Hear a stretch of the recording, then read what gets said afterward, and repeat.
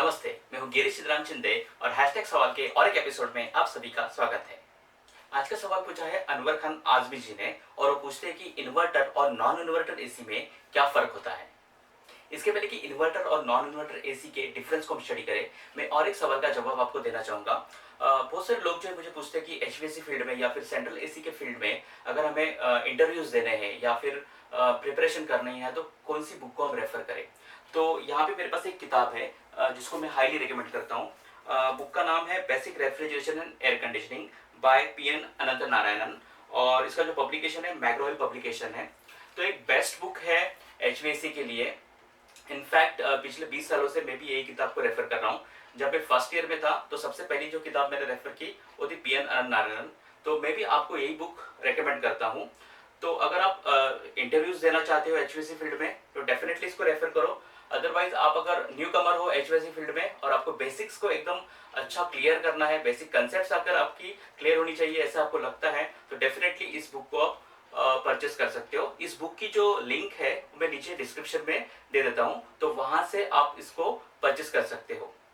इस बुक की language English है और डिप्लोमा और डिग्री के जो स्टूडेंट्स होते हैं उनको मैं रेकमेंड करता हूँ इस बुक को परचेस करने के लिए। इसके अलावा आपको बुक से रिलेटेड कोई भी सवाल है तो आप कमेंट में पूछ सकते हो और ज़रूर मैं उस सवालों के जवाब दूंगा। तो इन्वर्टर और नॉन इन्वर्टर एसी का फर्स्ट जो डिफरेंस है वो है constant speed and variable speed. मतलब जो नॉन इन्वर्टर एयर कंडीशनर होते हैं उनका जो कंप्रेसर होता है उसका जो स्पीड होता है that is a constant speed होता है और उसका टनेज भी क्या होता है, कांस्टेंट।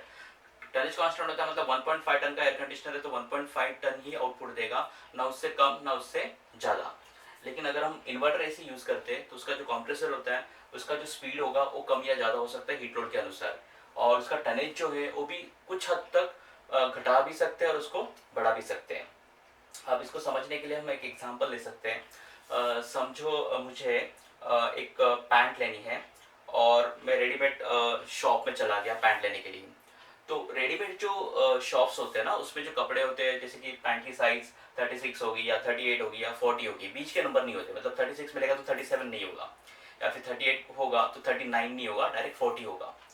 अब समझो मुझे 37 की जीन्स अगर चाहिए तो मुझे 37 की जीन्स नहीं मिलेगी, तो आइदर मुझे 36 नंबर की जीन्स लेनी होगी या फिर 38 की लेनी होगी। अगर मैं 36 को चूज करता हूँ तो जीन्स ज़्यादा टाइट हो जाएगी मुझे, और मैं 38 यूज़ करता हूँ तो मुझे लूज हो जाएगी।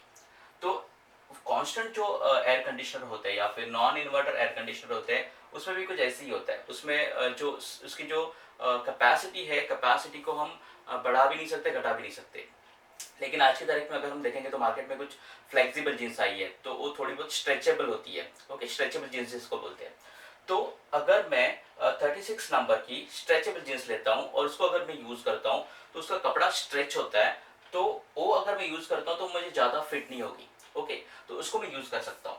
तो जो इन्वर्टर एयर कंडीशनर्स होते हैं उसके जो कंप्रेसर्स होते हैं वो भी थोड़े से फ्लेक्सिबल होते हैं, या फिर जो स्ट्रेचेबल जीन्स होती है वैसे होते हैं। तो उसकी कैपेसिटी जो है उस कैपेसिटी को हम थोड़ा बहुत इंक्रीज कर सकते हैं।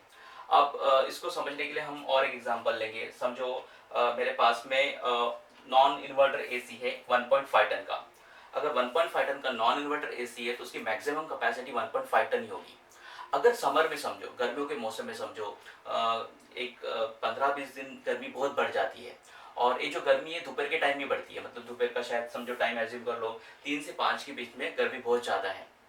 तो ऐसे वक्त में जो हीट लोड है वो 1.5 टन से शायद ज़्यादा हो सकता है। एज्यूम करो या मान लो कि वो जो हीट लोड है वो हो गया 1.7 टन।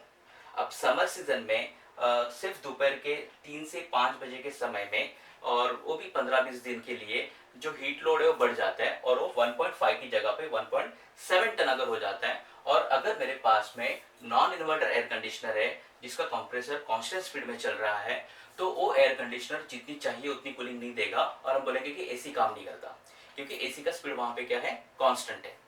लेकिन अगर उस वक्त में मेरे पास में इन्वर्टर एसी होगा तो क्या होगा वहां पे, जैसे ही दोपहर के वक्त में समर में समझो 3 से 5 के टाइम के बीच में अगर हीट लोड बढ़ जाता है 1.5 की जगह पे 1.7 टन हो जाता है, तो ये जो इन्वर्टर कॉम्प्रेसर्स होते हैं वो इन्वर्टर कॉम्प्रेसर्स अपना स्पीड बढ़ा देंगे, जिससे कि मशीन का जो टनेज है वो कुछ हद तक बढ़ेगा। अगर 1.5 टन का एयर कंडीशनर है तो 1.7 टन तक की कैपेसिटी वो दे सकता है। तो उस केस में अगर मेरे पास में नॉन इन्वर्टर एयर कंडीशनर है तो वो इतनी अच्छी कूलिंग वहाँ पे नहीं देगा। लेकिन उस वक्त में अगर मेरे पास में इन्वर्टर एयर कंडीशनर है तो डेफिनेटली वहाँ पे आपको कंफर्ट कंडीशन दे सकता है। तो ये फ़ायदा होता है वेरिएबल स्पीड होने का और वेरिएबल टनेज होने का।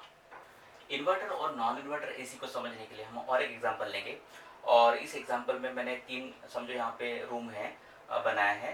सबकी साइज सेम है, 10x10, 10x10 और 10x10 फीट की रूम है। और समझो कि इसमें मैं नॉन इन्वर्टर एयर कंडीशनर लगाता हूँ, तीनों कमरों में नॉन इन्वर्टर एयर कंडीशनर लगाता हूँ जिसकी कूलिंग कैपेसिटी है 1.5 टन। लेकिन अगर आप देखोगे तो हर एक रूम में हीट लोड सेम नहीं होगा, हर एक रूम में हीट लोड अलग अलग होगा। जैसे मैंने पैन का एग्जांपल दिया, हर एक की कमर की साइज सेम नहीं होगी, एज अगर सेम होगा तो कमर की साइज डिफरेंट डिफरेंट हो सकती है। तो वैसे यहाँ पे ये जो कमरा है, इस कमरे में जो हीट लोड होगा, हीट लोड पैटर्न जो होगा वो सब कमरे में साइज सेम होने पर हीट लोड सेम नहीं होता, वो डिफरेंट डिफरेंट हो सकता है। वो डिपेंड करता है अंदर क्या क्या चीज़ें यूज हो रही है, उसका ओरिएंटेशन क्या है, इसके हिसाब से हीट लोड डिफरेंट होगा। अगर मैं नॉन इन्वर्टर एयर कंडीशनर इसमें लगवाता हूँ तो क्या हो जाएगा, सब जगह पे 1.5 टन की कूलिंग कैपेसिटी देना शुरू कर देगा। तो अगर कहीं पे 1 टन की रिक्वायरमेंट है तभी भी वो जो कूलिंग देगा वो 1.5 टन की देगा। कहीं पे 1.2 टन की रिक्वायरमेंट है तभी भी 1.5 टन की ही कूलिंग दी जाएगी। और कहीं पे अगर 1.6 टन की रिक्वायरमेंट है तभी भी 1.5 टन की कूलिंग दी जाएगी। लेकिन अगर इन तीनों कमरों में मैं इन्वर्टर एसी लगाता हूँ तो इन्वर्टर एसी क्या करेगा, टेम्परेचर को सेंस करेगा, हीट लोड को सेंस करेगा, और अकॉर्डिंगली 1.5 टन का भी एयर कंडीशनर होगा तो वो अपनी कैपेसिटी को रिड्यूस कर देगा, कंप्रेसर अपना स्पीड कम कर देगा टेम्परेचर को सेंस करके। और वहाँ पे अगर 1 टन की जरूरत है तो सिर्फ 1 टन की कूलिंग वहाँ पे दी जाएगी। अगर सेकेंड रूम में 1.2 टन की अगर रिक्वायरमेंट है तो 1.2 टन के हिसाब से वो एयर कंडीशनर एडजस्ट हो जाएगा। और कहीं पे अगर 1.6 टन की रिक्वायरमेंट है तो 1.6 टन के हिसाब से इन्वर्टर एसी अपने आप एडजस्ट हो जाएगा। तो यहाँ पे अगर हीट लोड कम है तो यहाँ पे क्या होगी, आपकी पावर सेविंग होगी, क्योंकि एयर कंडीशनर 1.5 टन कैपेसिटी को यूज नहीं कर रहा है, तो सिर्फ 1 टन की कैपेसिटी को यूज कर रहा है।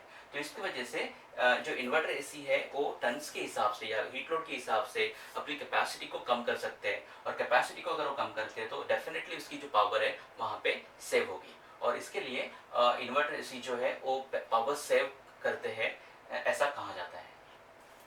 सेकंड जो डिफरेंस है, अगर non inverter air conditioner use करते हैं तो उसका जो 5 स्टार रेटिंग का जो एसी होगा उसकी जो पावर कंजम्पशन होगी, और इन्वर्टर एसी जो अगर 3 स्टार का यूज़ करते हैं तो दोनों की पावर कंजम्पशन सेम होती है। जैसे मैंने अभी यहाँ पे पावर कंजम्पशन के बारे में बताया, तो 5 स्टार का नॉन इन्वर्टर एसी जितनी भी पावर लेता है उतनी पावर कौन लेता है, आपका 3 स्टार का इन्वर्टर एसी। ओके, नेक्स्ट ये कूलिंग टाइम लॉन्ग। ये जो नॉन इन्वर्टर एसी होते हैं उनको कूलिंग करने के लिए, रूम को ठंडा करने के लिए स्टार्टिंग में ज़्यादा समय लगता है, और इन्वर्टर एसी जो होते हैं उसको कूलिंग करने के लिए कम समय लगता है। क्योंकि जैसे मैंने अभी एक्सप्लेन किया कि जो नॉन इन्वर्टर एसी है उसका कंप्रेसर जो है सेम स्पीड में चलेगा, तो उसको कूलिंग करने के लिए डेफिनेटली यहाँ पे ज़्यादा टाइम लगेगा। और जो इन्वर्टर एसी होते हैं शुरुआत में उसके कंप्रेसर की स्पीड को बढ़ा देते हैं। कंप्रेसर की स्पीड को बढ़ाने से क्या हो जाता है, यहाँ पे जो कूलिंग है वो शॉर्ट टाइम में हो जाती है। जैसे हम गाड़ी का एग्जांपल लेंगे, समझो कोई गाड़ी जो कांस्टेंट स्पीड में चल रही है, एक ही जैसी स्पीड में चल रही है, तो उसको अगर कहीं पे जाना है उस गाड़ी में बैठ कर तो शायद ज़्यादा समय लगेगा। लेकिन गाड़ी का स्पीड अगर वेरिएबल है, होता ही है, और गाड़ी का स्पीड अगर हम बढ़ाते हैं, एक्सीलेटर यूज़ करके हम गाड़ी को हाई स्पीड पे चलाते हैं, तो गाड़ी जो है शॉर्ट टाइम में कहीं पर भी पहुँच सकती है। तो वैसे ही यहाँ पे भी होता है, जो कांस्टेंट स्पीड वाले कंप्रेसर्स होते हैं उसमें कूलिंग करने के लिए ज़्यादा टाइम लगेगा, और जो वेरिएबल स्पीड वाले जो कंप्रेसर्स होते हैं उसमें कूलिंग करने के लिए जो है कम समय लगता है। आगे जाके दिया मेजर फ्लक्चुएशन कब होता है, ये जो नॉन इन्वर्टर एसी होते हैं, वो नॉन इन्वर्टर एसी जब स्टार्ट होते हैं तो स्टार्टिंग में वो 5 to 6 टाइम्स रनिंग करंट से ज़्यादा करंट लेते हैं। फॉर एग्जांपल, अगर एयर कंडीशनर का जो रनिंग करंट है वो है 10 एम्पियर और हम लोग उसको स्टार्ट करते हैं तो स्टार्टिंग करंट 5 to 6 टाइम्स उसका ज़्यादा होगा, तो वहाँ पे फ्लक्चुएशंस बहुत ज़्यादा होते हैं। और इस टाइप के जो एयर कंडीशनर्स होते हैं वो कूलिंग आने के बाद में कट ऑफ हो जाते हैं। कट ऑफ होने के बाद जब वो फिर से रिस्टार्ट होगा तो फिर से फ्लक्चुएशन होगा, और फिर से वो जो स्टार्टिंग के वक्त में जो करंट लेगा वो 5 to 6 टाइम्स ज़्यादा लेगा रनिंग करंट से। अगर हम इन्वर्टर एयर कंडीशनर की बात करें तो इन्वर्टर एयर कंडीशनर में अगर हम कंप्रेसर को चालू करते हैं तो वो जो रनिंग करंट है, रनिंग करंट से 1.5 टाइम्स ज़्यादा करंट लेता है, और ग्रेजुअली वो जो है उसका करंट बढ़ाया जाता है। तो इसमें कोई फ्लक्चुएशन नहीं आता। इसमें 5 to 6 टाइम्स अगर करंट बढ़ रहा है तो इसमें जो करंट बढ़ता है कंप्रेसर का वो 1.5 टाइम्स बढ़ता है, और बाद में ग्रेजुअली उस करंट को धीरे धीरे बढ़ाया जाता है, तो फ्लक्चुएशन यहाँ पे नहीं होते, और इस केस में फ्लक्चुएशंस होते हैं।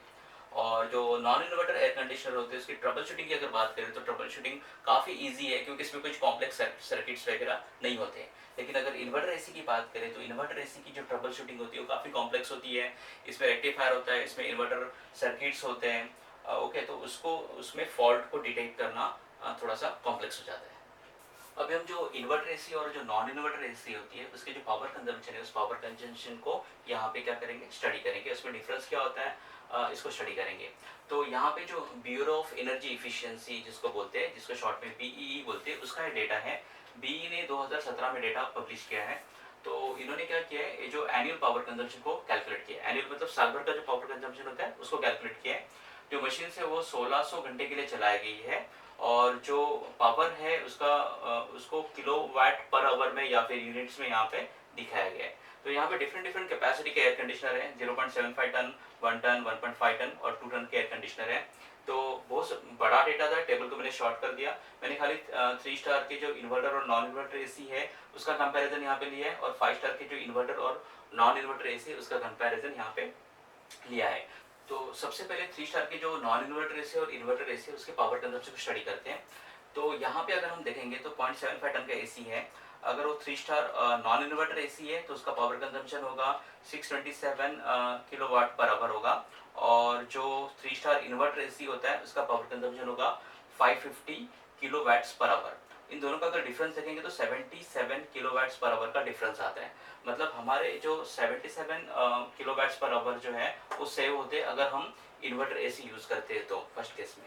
सेकेंड एयर कंडीशनर है 1 टन का। अगर हम नॉन इन्वर्टर एसी यूज करते हैं तो 3 स्टार का नॉन इन्वर्टर तो 828 किलोवाट पर आवर इसका पावर कंजम्पशन है। अगर 3 स्टार हम लोग इन्वर्टर एसी यूज करते हैं तो 726 किलोवाट पर आवर इतना पावर कंजम्पशन होता है। दोनों का जो डिफरेंस होता है 102 किलोवाट्स पर आवर इतना डिफरेंस है, तो इतनी एनर्जी हम सेव कर सकते हैं। आगे जाके 1.5 टन का एयर कंडीशनर है। अगर 3 स्टार का नॉन इन्वर्टर एसी यूज करते हैं तो 1235 किलोवाट्स पर आवर इतनी वो एनर्जी लेगा। अगर 3 स्टार एसी यूज करते हैं हम लोग इन्वर्टर तो 1077 किलोवाट्स पर आवर इतनी वो एनर्जी लेगा। इसमें एनर्जी सेविंग होती है 158 किलोवाट्स पर आवर। और अगर हम 2 टन का एयर कंडीशनर लेते हैं तो अगर वो 3 स्टार नॉन इन्वर्टर एसी है तो उसका पावर कंजम्पशन होगा 1548 किलोवाट्स पर आवर, और अगर 3 स्टार का इन्वर्टर एसी है तो 1344 किलोवाट्स पर आवर इसका पावर कंजम्पशन होगा। दोनों का अगर डिफरेंस निकालेंगे तो जो 3 स्टार इन्वर्टर एसी होते हैं वो 3 स्टार नॉन इन्वर्टर एसी से 204 किलोवाट्स पर आवर इतनी कम पावर